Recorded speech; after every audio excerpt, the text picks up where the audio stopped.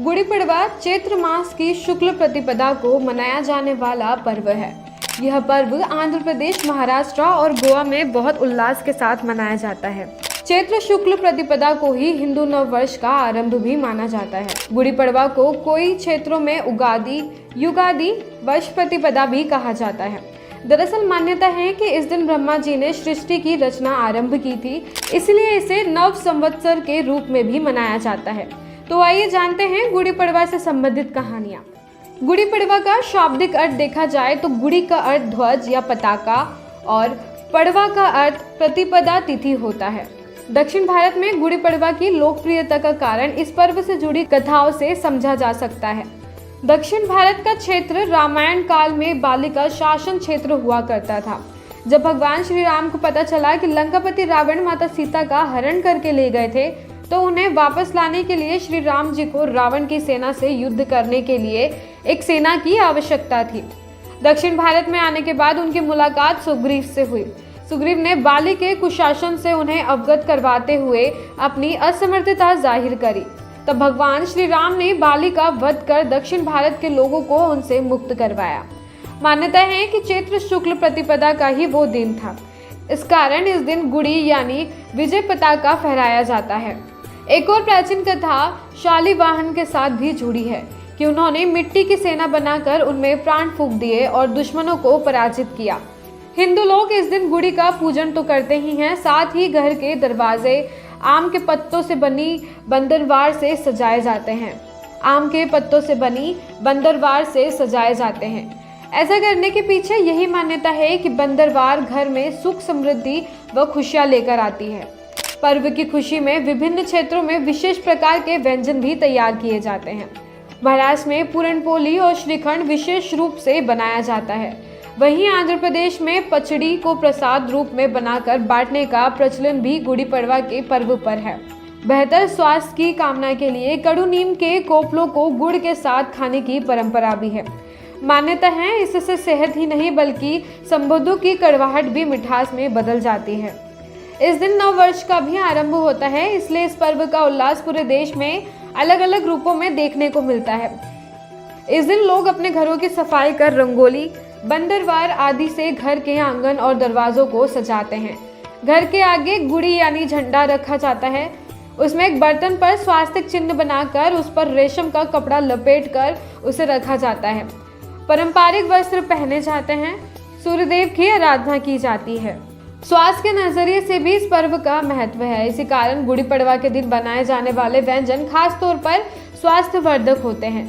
चाहे वह आंध्र प्रदेश में बांटे जाने वाला प्रसाद पचड़ी हो या फिर महाराष्ट्र में बनाई जाने वाली मीठी पूरनपोली हो। वहीं मीठन पूरनपोली भी गुड़, नीम के फूल, इमली, आम आदि से बनाई जाती है। ये थी हमारी आज की जानकारी। आपको कैसी लगी कमेंट में जरूर बताएं और वीडियो पसंद आए तो इसे लाइक और शेयर करें।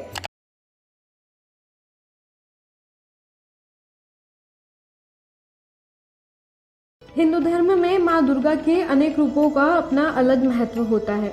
माँ शीतला भी दुर्गा जी का ही एक स्वरूप है।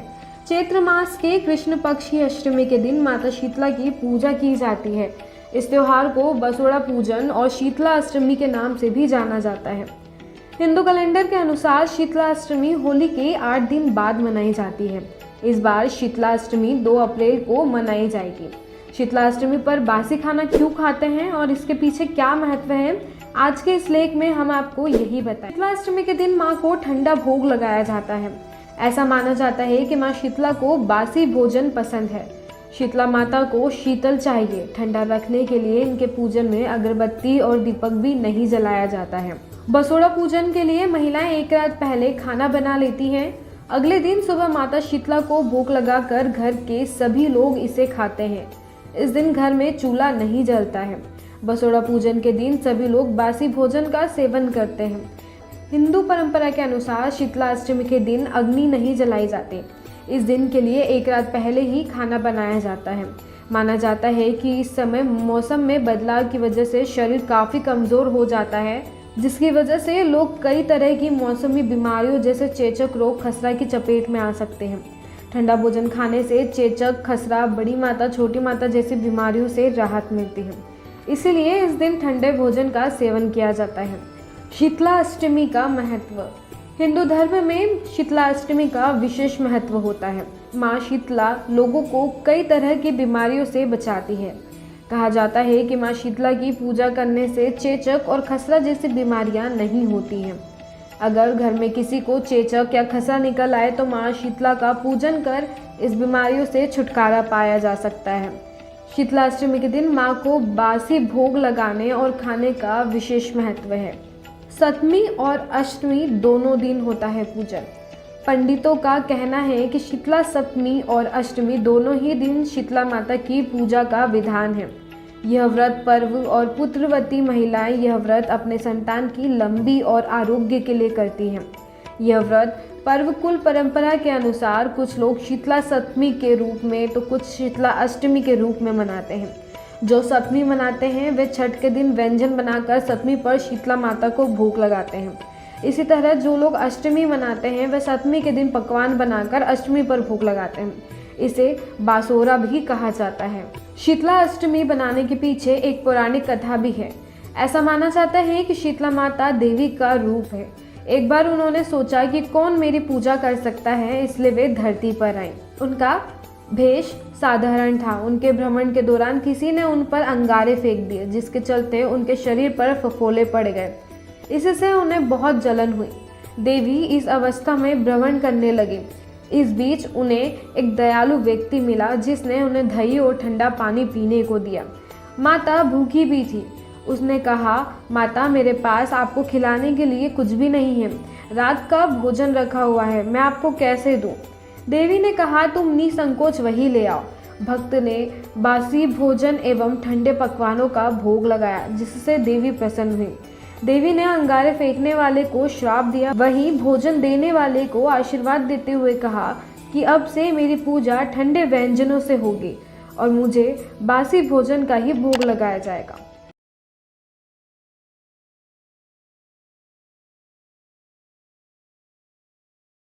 हिंदुओं में अलग अलग तीज त्योहारों का अपना अलग महत्व है और सभी त्योहारों को मनाने का अपना एक अलग तरीका है। ऐसे ही त्योहारों में होली का त्यौहार भी प्रमुख है और यह पूरे देश ही नहीं पूरी दुनिया में बड़े ही धूमधाम से मनाया जाता है। होली के बाद तक मनाए जाने वाले तीज त्योहारों में से एक है रंग पंचमी। तो आइए जानते हैं रंग पंचमी की कहानी। आमतौर पर होली का त्यौहार चैत्र कृष्ण पक्ष की प्रतिपदा तिथि से आरंभ होकर कृष्ण पक्ष की पंचमी तक मनाया जाता है। वहीं पंचमी तिथि के दिन पड़ने के कारण इसे रंग पंचमी कहा जाता है। पौराणिक मान्यताओं के अनुसार रंग पंचमी के दिन भगवान श्री कृष्ण ने राधा जी के साथ होली खेली थी। इसी वजह से ब्रज में इस पर्व की धूम रहती है और यह त्यौहार बड़ी ही धूमधाम से मनाया जाता है। रंग पंचमी के दिन मुख्य रूप से भगवान श्री कृष्ण के साथ राधा रानी जी की भी पूजा की जाती है। ऐसी मान्यता है कि इस दिन जो व्यक्ति श्रद्धा भाव से श्री कृष्ण और राधा रानी की पूजा करके उन्हें गुलाल चढ़ाते हैं, उसकी सभी मनोकामनाओं की पूर्ति होती है। इस दिन कृष्ण और राधा जी के भक्त जन, जिन्हें हुरियारी कहा जाता है, वो हवा में अबीर गुलाल उड़ाते हैं। इस त्योहार को लेकर लोगों की मान्यता है कि वातावरण में अबीर गुलाल फैलने और रंगों से आकर्षित होकर देवी और देवता स्थान पर आ जाते हैं और लोगों के साथ होली का जश्न मनाते हैं। हवा में उड़ने वाले अबीर गुलाल के संपर्क में जो भी व्यक्ति आता है, उसे कई पापों से मुक्ति मिलती है और उसके मन मस्तिष्क में सकारात्मक प्रभाव पड़ता है। इस त्योहार का अपना अलग महत्व है। एक धार्मिक मान्यता है कि इस दिन वातावरण में उड़ते हुए गुलाल से व्यक्ति की सभी सात्विक गुणों में वृद्धि होती है और उसके तामसिक गुणों का नाश होता है, जिससे उसका मन ईश्वर भक्ति में लगता है। इसलिए इस दिन शरीर पर ना लगाकर गुलाल को वातावरण में उड़ाया जाता है, जिससे पूरा वातावरण सकारात्मक हो जाता है। होली का पर्व तो पूरे देश में मनाया जाता है, लेकिन रंग पंचमी को देश के कुछ राज्यों में ही बड़ी धूमधाम से मनाया जाता है। रंगों के इस पर्व को मध्य प्रदेश, महाराष्ट्र और गुजरात में सबसे ज़्यादा धूमधाम से मनाया जाता है। इस दिन घरों में खास पकवान पूरनपूली बनाया जाता है और रंग पंचमी पर गुलाल उड़ाते हुए शोभा यात्रा निकाली जाती है। इस शोभा यात्रा को गेर कहा जाता है। रंग पंचमी मनाने के पीछे कई कारण हैं और इस दिन मुख्य रूप से माता लक्ष्मी के पूजन का विधान है। ऐसा माना जाता है कि इस दिन माता लक्ष्मी को प्रसन्न करने के लिए कई उपाय करना चाहिए, जिससे घर की आर्थिक स्थिति ठीक होती है। इस दिन को श्री पंचमी के नाम से भी जाना जाता है। इस त्योहार का बड़ा कारण यह भी है कि इस दिन श्री कृष्ण ने राधा रानी पर रंग डाला था। इसी की याद में रंग पंचमी मनाई जाती है। इस दिन श्री राधा रानी और श्री कृष्ण की पूजा भी मुख्य रूप से की जाती है। कुछ स्थानों पर रंग पंचमी के दिन भी होली की ही तरह रंग खेलने की प्रथा है। इस पर्व को मनाने का एक बड़ा कारण यह भी बताया जाता है कि सदियों पहले इस दिन श्री कृष्ण ने गोपियों के संग रासलीला रचाई थी और दूसरे दिन रंग खेलने का उत्सव मनाया था। इस दिन को देवताओं की होली के रूप में भी मनाया जाता है। इसका एक कारण और है, रंग पंचमी मनाने के पीछे महादेव और कामदेव से जुड़ी कथा है। कथा के अनुसार जब भोले शंकर ने कामदेव को अपनी तीसरी आंख से भस्म कर दिया, तब सभी देवी देवता अत्यंत दुखी हो गए। कामदेव के भस्म होने के बाद उनकी पत्नी देवी रति और सभी देवी देवताओं ने कामदेव को दोबारा से जीवित करने की प्रार्थना महादेव से की। तब महादेव ने दोबारा से कामदेव को फिर से जीवित कर दिया। तभी देवी देवता बहुत ही प्रसन्न हो गए और सभी ने एक दूसरे के साथ रंगोत्सव मनाने लगे। तभी से चैत्र कृष्ण पंचमी तिथि पर रंग पंचमी का त्योहार मनाया जाने लगा। इस प्रकार रंग पंचमी का पुराणों में विशेष महत्व बताया गया है और इस दिन मुख्य रूप से माता लक्ष्मी और भगवान कृष्ण का राधा जी के साथ पूजन करना अत्यंत फलदायी होता है। आपको यह वीडियो कैसा लगा कमेंट में बताएं और वीडियो पसंद आए तो इसे लाइक और शेयर करें, साथ ही चैनल को सब्सक्राइब जरूर करें। धन्यवाद।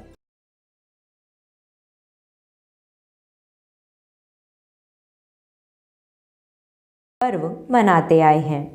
कभी हम पीला पहन कर गए तो कभी हमने उस दिन पीला खाना भी खाया। लेकिन यह सिर्फ पीले रंग से संबंधित नहीं है, इसके पीछे भी एक कहानी है। नमस्कार और स्वागत है आपका ट्रेडिशंस फॉर यू पर। आज के इस वीडियो में हम आपको बताएंगे कि क्यों हम बसंत पंचमी का पर्व मनाते आए हैं। बसंत पंचमी का पर्व माँ सरस्वती के अवतरण दिवस के रूप में मनाया जाता है। हर साल माघ मास के शुक्ल पक्ष की पंचमी तिथि को बसंत पंचमी मनाई जाती है। पौराणिक कथाओं के अनुसार एक बार ब्रह्मा जी संसार के भ्रमण पर निकले हुए थे। उन्होंने जब सारा ब्रह्मांड देखा तो उन्हें सब मूक नजर आया, यानी हर तरफ खामोशी छाई हुई थी। इसे देखने के बाद उन्हें लगा कि संसार की रचना में कुछ कमी रह गई है। इसके बाद ब्रह्मा जी एक जगह पर ठहर गए और उन्होंने अपने कमंडल से थोड़ा जल निकालकर छिड़क दिया तो एक महान ज्योतिपुंज में से एक देवी प्रकट हुई, जिनके हाथों में वीणा और चेहरे पर बहुत ज़्यादा तेज था। यह देवी थी सरस्वती। उन्होंने ब्रह्मा जी को प्रणाम किया। माँ सरस्वती के अवतरण दिवस के रूप में बसंत पंचमी का पर्व मनाया जाता है। ब्रह्मा जी ने सरस्वती से कहा कि संसार में सभी लोग मूक हैं। ये सभी लोग बस चल रहे हैं, इनमें आपसी संवाद नहीं है। ये लोग आपस में बातचीत नहीं कर पाते हैं। इस पर देवी सरस्वती ने पूछा कि प्रभु मेरे लिए क्या आज्ञा है। ब्रह्मा जी ने कहा, देवी आपको अपनी वीणा की मदद की इन्हें ध्वनि प्रदान करो, एक दूसरे की तकलीफ को समझ सकें। इसके बाद माँ सरस्वती ने सभी को आवाज प्रदान करी। माँ सरस्वती की पूजा देवता और असुर दोनों ही करते हैं। इस दिन सभी लोग अपने घर, स्कूल, कॉलेज, कार्यस्थल पर माँ सरस्वती की पूजा अर्चना करते हैं और उनसे ज्ञान मांगते हैं। इसके अलावा माँ को सिंदूर चढ़ाएं और श्रृंगार की बाकी वस्तुएं भी अर्पित करें। माँ के चरणों में गुलाल लगाकर उन्हें श्वेत रंग के वस्त्र भी अर्पित करें। तो ये थी एक छोटी सी जानकारी बसंत पंचमी के बारे में। आपको यह जानकारी पसंद आई हो तो इस वीडियो को लाइक और शेयर करें।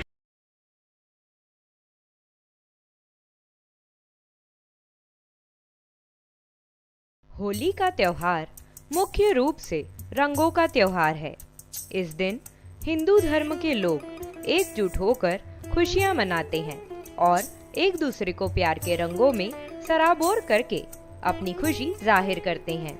लेकिन भारत में एक ऐसी भी जगह है जहां खुशियों के नाम पर महिलाएं होली के त्योहार में पुरुषों पर लाठी बरसाती हैं और इस रस्म का सभी पूरा आनंद उठाते हैं। जी हाँ, हम बात कर रहे हैं बरसाने की लठमार होली के बारे में। लठमार होली हिंदू त्योहार का एक स्थानीय उत्सव है। यह उत्तर प्रदेश राज्य के मथुरा के निकटवर्ती शहरों बरसाना और नंदगांव में वास्तविक होली से कुछ दिन पहले होता है। इस दृश्य का आनंद उठाने हर साल हजारों हिंदू और पर्यटक उस स्थान पर जुटते हैं और इस उत्सव का भरपूर मजा उठाते हैं। आइए जानते हैं बरसाना की लठमार होली के बारे में। पौराणिक कथाओं के अनुसार फाग माह के दौरान नंदगांव के नटखट ग्वालों को लेकर कन्हैया बरसाने की राधा रानी और अन्य गोपियों के साथ होली खेलने और उन्हें सताने बरसाने जाते थे। हंसी ठिठोली के बीच राधा रानी और अन्य गोपियां कन्हैया और सभी ग्वाल वालों के पीछे पीछे छड़ी लेकर भागती थी। यही हंसी ठिठोली और होली खेलने का तरीका धीरे धीरे परंपरा में परिवर्तित हो गया और तब से बरसाने की महिलाएं और नंदगांव के पुरुष लठमार होली खेलते आ रहे हैं, जहां एक और नंदगांव के पुरुष कमर पर फेंटा बांधकर कान्हा की ढाल के साथ होली खेलते हैं, तो वहीं महिलाएं राधा रानी की भूमिका निभाते हुए लाठियों के साथ हुरियारों के संग फाग खेलती हैं। इसके अलावा पहले दिन बरसाने की गोपियां नंदगांव के पुरुषों का स्वागत करती हैं, तो वहीं दूसरे दिन नंदगांव की महिलाएं बरसाने के पुरुषों का स्वागत कर उनके साथ होली खेलने का शुभारंभ करती हैं। मान्यता है कि लठमार होली खेलने के दौरान अगर किसी को चोट भी आ जाती है तो कोई दवाई नहीं लगाता, बल्कि श्री कृष्ण और राधा रानी का नाम लेकर वहीं आसपास पड़ी रज यानी कि मिट्टी उठाकर लगा लेते हैं और चोट ठीक भी हो जाती है। लठमार होली में महिलाएं एक लठ ले जाती हैं और इसका इस्तेमाल उन पुरुषों को मारने के लिए करती हैं जो उन पर रंग डालने की कोशिश करते हैं। होली के वास्तविक दिन से कुछ दिन पहले होने वाली इस घटना को देखने के लिए बहुत से लोग इकट्ठा होते हैं। यहाँ महिलाएं कुछ लोक गीत गाते हुए पुरुषों को पीटने की कोशिश करती हैं और राधा और कृष्ण को याद करती हैं। इस दिन पुरुष खुशी खुशी लाठियों का वार सहन करते हैं और ये पुरुषों पर महिलाओं की जीत के प्रतीक की तरह काम करता है।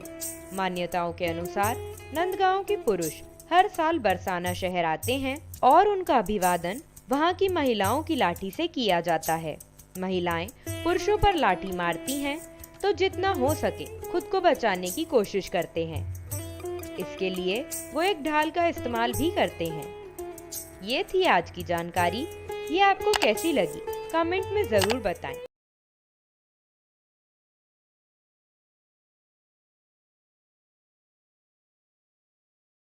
घर परिवार पर पितृदोष लगता है तो जीवन कष्टों से भरने लगता है। ऐसे में अमावस्या पर किए गए कुछ उपाय पितृदोष से छुटकारा दिला सकते हैं। हिंदू धर्म में माघ महीने में पड़ने वाली अमावस्या को मौनी अमावस्या कहते हैं। मौनी अमावस्या की तिथि हिंदू कैलेंडर के अनुसार हर साल बदलती रहती है। इस साल यह 9 फरवरी को मनाई जाएगी। मौनी शब्द का अर्थ है मौन रहना। इस दिन लोग मौन व्रत का पालन करते हैं जो आत्म प्राप्ति पर ध्यान केंद्रित करता है। मौनी अमावस्या 2024 के दिन आने वाले हैं जो आपको शांति और सकारात्मकता का अद्वितीय अनुभव प्रदान करेगा। इस अवसर पर हम आपको यहाँ कुछ महत्वपूर्ण तथ्य और उपाय प्रस्तुत करेंगे जो इस मौनी अमावस्या को एक अद्वितीय और सात्विक अनुभव में बदल सकते हैं। मौनी अमावस्या एक विशेष समय है जब लोग व्रत रखकर और ध्यान करके अपने आत्मा को साफ करते हैं। यह उन्हें आत्मा के साथ एकाग्रता और शांति प्रदान करता है। अमावस्या मौनी के दिन जरूरतमंदों को दान देना और निस्वार्थ कार्य करना चाहिए। इस दिन पवित्र नदियों में स्नान करने से शरीर और आत्मा शुद्ध हो जाती है। इस शुभ दिन पर पवित्र ग्रंथ और आध्यात्मिक साहित्य पढ़ने से दिव्य ज्ञान की प्राप्ति होती है। मौनी अमावस्या का व्रत शुभ फल देता है। हिंदू घरों में धन की देवी लक्ष्मी और शुभ शुरुआत के देवता गणेश की पूजा की जाती है, जिन्हें बाधाओं को दूर करने वाला भी कहा जाता है। और फिर समृद्धि और कल्याण का स्वागत करने के लिए सड़कों और घरों में दिया जलाते हैं। इस दिन पवित्र नदियों में स्नान का भी विशेष महत्व है। सोमवती अमावस्या के दिन भगवान शिव की पूजा अर्चना से भी मनोकामनाएं पूरी हो जाती हैं। इस पावन दिन माता लक्ष्मी की पूजा करना भी शुभ होता है। इस दिन भगवान विष्णु की विधि विधान से पूजा की जाती है। इस दिन पितरों की आत्मा की शांति के लिए तर्पण भी किया जाता है। अमावस्या तिथि पर पवित्र नदियों में स्नान का विशेष महत्व होता है। नदी में स्नान के बाद सूर्य को अर्घ देकर पितरों का तर्पण किया जाता है।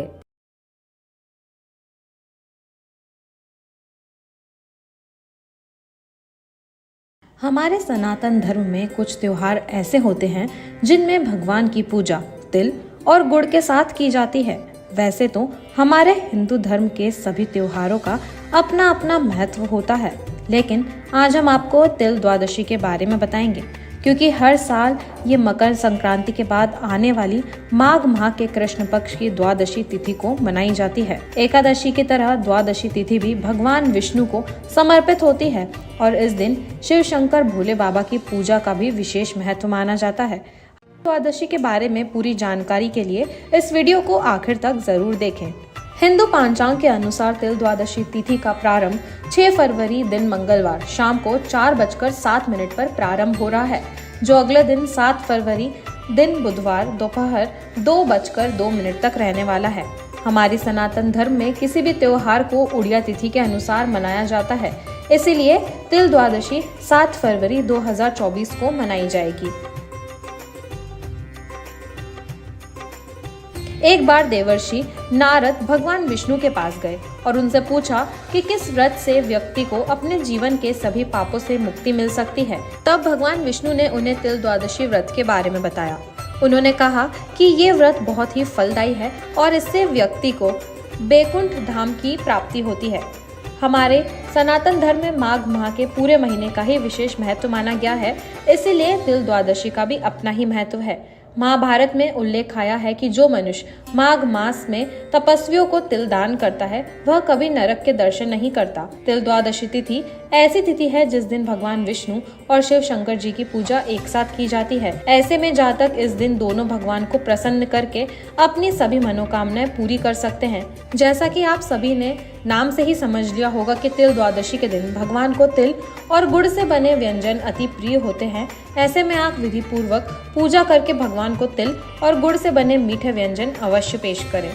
माघ मास की द्वादशी तिथि को दिन रात उपवास करके भगवान माधव की पूजा करने से मनुष्य को राजसूय यज्ञ का फल प्राप्त होता है। इस प्रकार माघ मास एवं स्नान दान की अपूर्व महिमा है। उस दिन ओम नमो भगवते वासुदेवाय नमः का जाप किया जाना चाहिए। इस व्रत को भीष्म द्वादशी और गोविंद द्वादशी के नाम से भी जाना जाता है। आशा करते हैं कि ये जानकारी आपके लिए उपयोगी रही हो। अगर आपको ये वीडियो पसंद आया हो तो इसे लाइक और शेयर करें।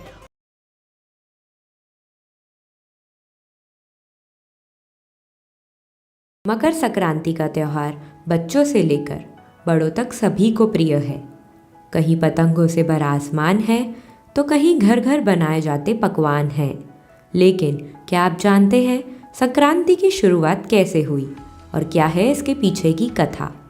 अगर आपको नहीं पता तो हम आपको बताते हैं, तो जानने के लिए वीडियो को अंत तक ज़रूर देखें। हिंदू धर्म में मकर संक्रांति का पर्व बहुत ही खास माना जाता है। 2024 में यह 15 जनवरी को मनाया जाएगा। उत्तरी भारत और पूर्व के कुछ हिस्सों में फसल के मौसम की शुरुआत के रूप में इस त्यौहार को मनाया जाता है। वहीं इस पवित्र दिन सूर्य मकर राशि में प्रवेश करते हैं। इसे सूर्य की यात्रा की शुरुआत का संकेत माना जाता है।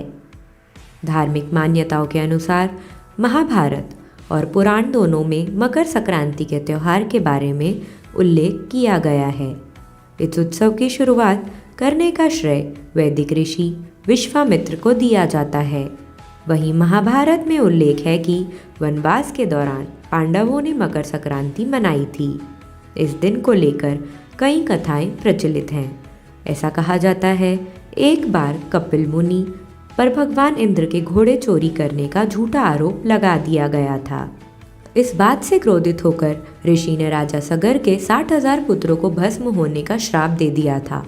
जब उन्होंने अपनी करनी की क्षमा मांगी तब कपिल मुनि का गुस्सा शांत हुआ और उन्होंने इस श्राप को खत्म करने के लिए एक उपाय बताया कि वे देवी गंगा को पृथ्वी पर किसी भी तरह लेकर आएं। इसके बाद राजा सगर के पोते अंशुमन और राजा भगीरथ की कड़ी तपस्या से प्रसन्न होकर माँ गंगा प्रकट हुई। मान्यताओं अनुसार जब राजा सगर के 60,000 पुत्रों को मोक्ष की प्राप्ति हुई थी, तभी से मकर संक्रांति का पर्व मनाया जाता है। मकर संक्रांति पूजा नियम क्या है? सुबह सूर्योदय से पहले उठें और पवित्र स्नान करें। इस दिन पवित्र नदी गंगा में स्नान करने का भी विधान है। भगवान सूर्य को अर्घ दें और उनके मंत्रों का जाप करें। भक्त देवी गंगा के प्रति अपना आभार व्यक्त करें। इस पवित्र दिन पर ज़रूरतमंद और गरीब लोगों की मदद करें। ब्राह्मणों को भोजन कराएं और उन्हीं वस्त्रों के साथ दक्षिणा दें। हवन और यज्ञ करने के लिए भी यह दिन शुभ है। जितना हो सके इस दिन धार्मिक कार्यों से जुड़ा रहना चाहिए। तो यह थी संक्रांति की कथा। अगर आपको यह कथा खास लगी हो तो वीडियो को लाइक और शेयर करें।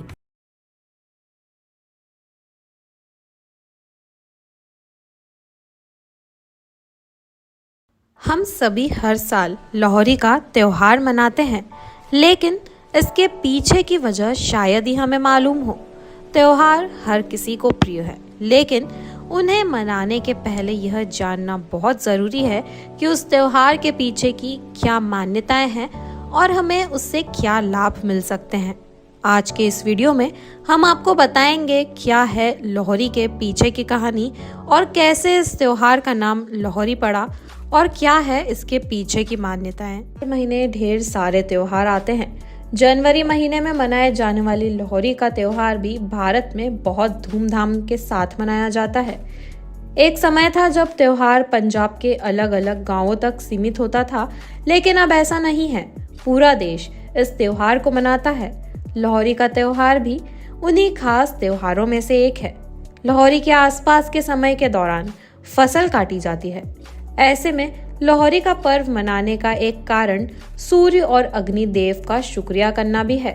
यही कारण है कि लोहड़ी की अग्नि में रेवड़ी, मूंगफली, गुड़ और पॉपकॉर्न आदि डाले जाते हैं। सूर्य और अग्नि देव से दुआ की जाती है कि फसल हमेशा हरी भरी रहे। इस त्योहार से जुड़ी दुल्ला भट्टी की कहानी काफी दिलचस्प है। आपने अक्सर लोगों को लोहड़ी के पर्व पर दुल्ला भट्टी का गाना गाते हुए देखा होगा। दरअसल कहा जाता है कि सालों पहले अकबर के शासन के दौरान एक दुल्ला भट्टी नाम का शख्स हुआ करता था। उस समय लोग मुनाफे के लिए लड़कियों को बेचकर उनका सौदा किया करते थे, जिसके बारे में दुल्ला भट्टी को पता चल गया। इसके बाद दुल्ला भट्टी वाले ने लड़कियों की जान बचाई और शादी भी कराई। इस वजह से इस पर्व पर दुल्ला भट्टी की कहानी सुनाई जाती है। तो यह थे कुछ कारण जिनकी वजह से हम लोहड़ी का पर्व मनाते हैं। अगर आप इस त्योहार से जुड़ी और जानकारी लेना चाहते हैं तो इस वीडियो के कमेंट सेक्शन में सवाल जरूर करें और अगर वीडियो पसंद आया हो तो इसे लाइक और शेयर करें। साथ ही हमारे चैनल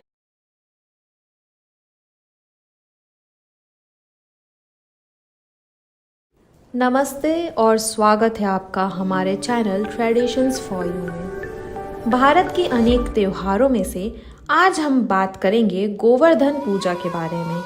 आइए जानते हैं आज के इस वीडियो में कि दिवाली के बाद होने वाली गोवर्धन पूजा का हिंदू संस्कृति के अनुसार क्या महत्व है। हमारे हिंदू संस्कृति में गोवर्धन पूजा का एक विशेष महत्व है। यह पूजा हिंदू पांचांग के कार्तिक मास की कृष्ण पक्ष की प्रतिपदा तिथि को मनाई जाती है। इस दिन भगवान श्री कृष्ण ने गोवर्धन पर्वत को उठाकर वृंदावन के लोगों को बचाया था। इस घटना की याद में गोवर्धन पूजा को मनाते हैं। आपको बता दें कि गोवर्धन पूजा मनाने के पीछे एक पौराणिक कथा है। इस पौराणिक कथा के अनुसार एक बार भगवान इंद्र ने ब्रज गांव में बहुत तेज बारिश शुरू कर दी थी। इस कारण से वहां पर बाढ़ आ गई और त्राही त्राही मच गई। इसके बाद श्री कृष्ण ने ब्रजवासियों की रक्षा करने के लिए गोवर्धन पर्वत को अपनी छोटी उंगली पर उठा लिया था। कई दिनों तक लगातार होने वाले तूफान के बाद आम जन को प्रभावित देखकर भगवान इंद्र ने अपनी हार मान ली और बारिश को रोक दिया। इसलिए इस दिन को एक त्योहार के रूप में मनाया जाता है और इस पूजा का एक अलग ही महत्व है। इससे श्री कृष्ण ने भगवान इंद्र के घमंड को चूर कर दिया और सभी ब्रजवासियों ने उस दिन से श्री कृष्ण की पूजा करना शुरू कर दी। उस दिन से ही गोवर्धन पूजा मनाई जाती है। गोवर्धन पूजा का महत्व यहाँ इस बात में है कि इस दिन हम भगवान श्री कृष्ण की कृपा और भक्ति की प्रतीक्षा करते हैं। इसे मनाने के लिए लोग अपने घरों के आंगन में छोटे छोटे गोवर्धन पर्वत की मूर्तियां बनाते हैं और उन्हें चने, चावल, मिष्ठान आदि से सजाते हैं। इस दिन गायों की पूजा भी की जाती है क्योंकि हिंदू संस्कृति में गाय को माता माना जाता है। उनकी पूजा से हम उनकी कृपा प्राप्त करते हैं और हमारे घर में सुख समृद्धि की वृद्धि होती है। गोवर्धन पूजा के दिन भगवान श्री कृष्ण की आराधना की जाती है और उनकी कृपा प्राप्ति के लिए विभिन्न प्रकार की पूजा और भोग चढ़ाए जाते हैं। इस दिन भक्त गोवर्धन पर्वत की पूजा भी करते हैं जिससे उन्हें श्री कृष्ण की कृपा प्राप्त होती है। इस तरह से गोवर्धन पूजा हिंदू संस्कृति में एक महत्वपूर्ण पूजा है जो भगवान श्री कृष्ण की कृपा और भक्ति की स्मृति में मनाया जाता है। आशा करते हैं कि आपको ये वीडियो पसंद आया हो तो इसे लाइक और शेयर करें। साथ ही हमारे चैनल ट्रेडिशंस फॉर यू को सब्सक्राइब करें और बेल आइकन दबाना ना भूलें। धन्यवाद।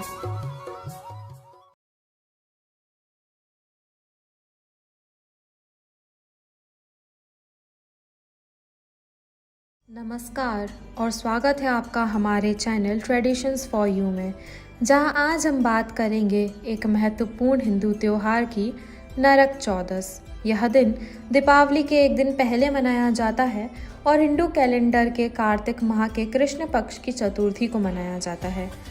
नरक चतुर्दशी दीपावली से एक दिन पहले एक विशेष दिन है। इस साल यह दीपावली के दिन भी मनाया जाएगा। इसे छोटी दिवाली, रूप चौदस, नरक चौदस या रूप चतुर्दशी या नरक पूजा भी कहा जाता है। इस दिन लोग भगवान यमराज, जो मृत्यु के देवता हैं, और भगवान कृष्ण की पूजा करते हैं। वे चारों ओर रोशनी और खुशियां लाने के लिए शाम को दीपक जलाते हैं। लोग बुरी घटनाओं से बचने और अच्छे स्वास्थ्य के लिए प्रार्थना करते हैं। एक पौराणिक मान्यता के अनुसार भगवान श्री कृष्ण ने कार्तिक माह को कृष्ण पक्ष की चतुर्दशी के दिन नरकासुर का वध करके देवताओं और ऋषियों को उसके आतंक से मुक्ति दिलवाई थी। ऐसे में आइए जानते हैं इस साल नरक चतुर्दशी कब है। साल 2023 को आने वाली नरक चौदस या चतुर्दशी, जिसे कृष्ण चतुर्दशी भी कहा जाता है, 12 नवंबर 2023 को मनाई जाएगी, जिसे लोग छोटी दिवाली कहकर भी मनाते हैं। नरक चौदस के दिन भगवान श्री कृष्ण ने दानवराज नरकासुर का वध किया था और उस दिन की खुशी में लोगों ने दीपों से अपने घरों को रोशन किया था। इस दिन की परंपरा यह भी बताती है कि भले अंधकार की अवस्था में भी सत्य और धर्म की जीत होती है। इस दिन लोग अपने घरों को दीपों से सजाते हैं और उन्हें रोशनी से प्रकाशित करते हैं। यह पर्व सत्य, धर्म और न्याय की जीत का स्मरण कराता है। इसके अलावा नरक चौदस के दिन लोग दान और दानव निर्मूलन के प्रतीक में विभिन्न धार्मिक कार्यों का भी आयोजन करते हैं। इस पर्व के माध्यम से हमें यह याद दिलाया जाता है कि अंधकार की स्थिति में भी सत्य, धर्म और न्याय की जीत होती है और बुराई का नाश होता है। यह एक उत्सव है जो हमें अच्छे कार्यों की ओर प्रेरित करता है और अंधकार को दूर करने की प्रेरणा देता है। ऐसा माना जाता है कि इस दिन लोगों को सुबह जल्दी नहाना चाहिए। इस दिन रूप चौदस भी होती है, जिस दिन सूर्योदय के पूर्व शरीर पर तेल लगाकर स्नान करना चाहिए। सूर्योदय के बाद स्नान करने से साल भर के शुभ कार्य नष्ट हो जाते हैं। इस दिन सायंकाल देवताओं का पूजन करके बाहर सड़क और प्रत्येक स्थान पर दीपक जलाकर रखना चाहिए। ऐसा करने से घर में लक्ष्मी का वास होता है और साथ ही दरिद्रता का भी नाश होता है। आशा करते हैं कि आपको यह वीडियो पसंद आई हो, इसलिए जाते जाते हमारे वीडियो को लाइक और शेयर करें। हमारे चैनल ट्रेडिशंस फॉर यू को सब्सक्राइब करें और ऐसे ही नए वीडियोस के लिए बेल आइकन भी दबाएं। धन्यवाद।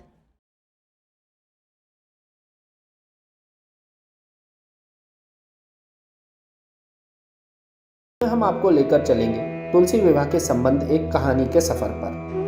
भारत त्योहारों से भरा देश है। यहाँ हर दिन किसी न किसी शुभ या मंगल कामों का दिन होता है, लेकिन कुछ दिन खास और बड़े त्योहार के रूप में मनाए जाते हैं। आज हम आपको लेकर चले एक त्योहार की कहानी में, जो भारतीय महिलाएं अपने सुहाग की लंबी उम्र के लिए मनाते हैं, जिसे आमतौर पर तुलसी विवाह के नाम से जाना जाता है। तो चलिए हमारे साथ इस सफर में। तुलसी विवाह मध्य और पूर्व भारत में एक प्रमुख त्योहारों में से एक है। इस दिन भारतीय औरतें अपनी सुहाग की लंबी उम्र के लिए तुलसी के पौधे की पूजा करती हैं। पौराणिक कथाओं के मुताबिक जालंधर नाम का एक राक्षस हुआ करता था, जिसने देवी देवताओं को अपने आतंक से परेशान कर रखा था। यह जालंधर शिव जी की क्रोध अग्नि से जन्मा था, जिससे इसका मुकाबला करना किसी भी देवी देवता के लिए संभव नहीं था।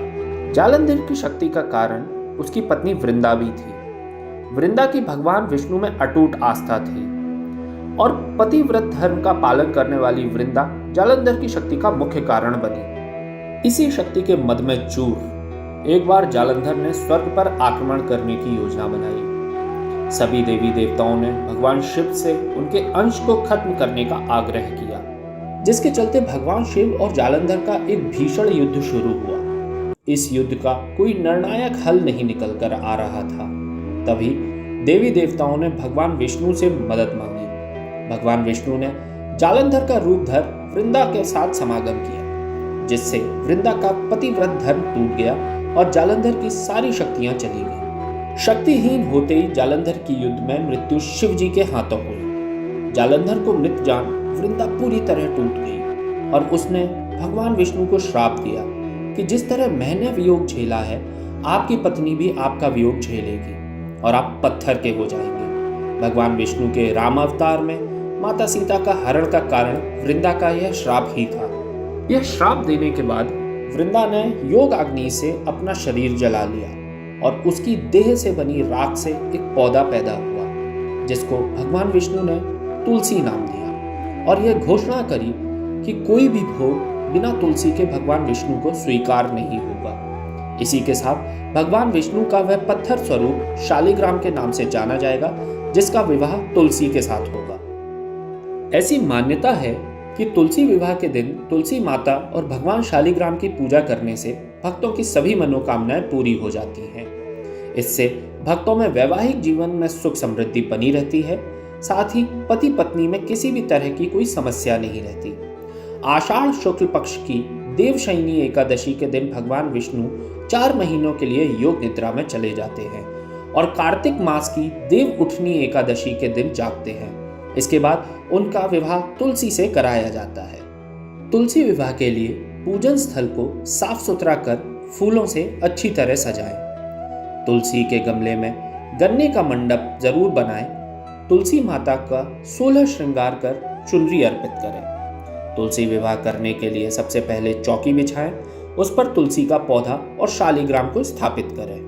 यदि ये कहानी आपको पसंद आई हो तो हमारे चैनल को सब्सक्राइब करें, लाइक करें और बेल आइकन को दबाना ना भूलें, जिससे आने वाली एक्साइटिंग स्टोरीज आपको मिलती रहें। तब तक के लिए धन्यवाद।